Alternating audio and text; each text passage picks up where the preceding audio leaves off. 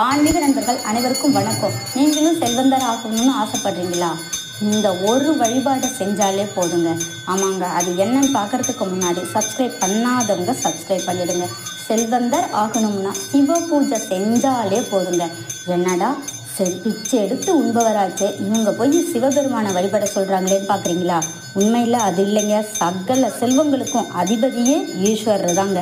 பெருமாளுக்கே கடன் தரும் அளவுக்கு குபேரன் செல்வந்தனா திகழ காரணமே ஈஸ்வரர் அனைத்து ஐஸ்வர்யங்களையும் நிர்வகிக்கும் பொறுப்பினை கொடுத்தது தாங்க காரணம்.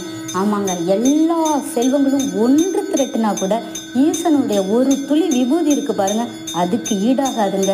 நம்ம விபூதியை வாங்கி அங்கேயே கொட்டிட்டு வந்துடுவோம். அப்படி செய்யாதீங்க. இனிமேல் வீட்டுக்கு கொண்டுட்டு வாங்க.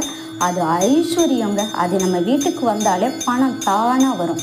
வாங்க, எப்படி விரதம் இருக்கலான்னு பார்க்கலாம். ஒரு 9 திங்கட்கிழமைங்க.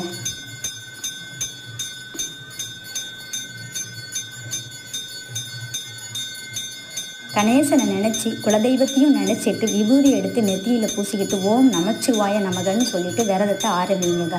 உங்களால் விரதம் இருக்க முடியும்னா இருங்க, நல்லது. விரதம் இருக்க முடியாதவங்க ஒன்றுமே இல்லை, கவலையே படாதீங்க.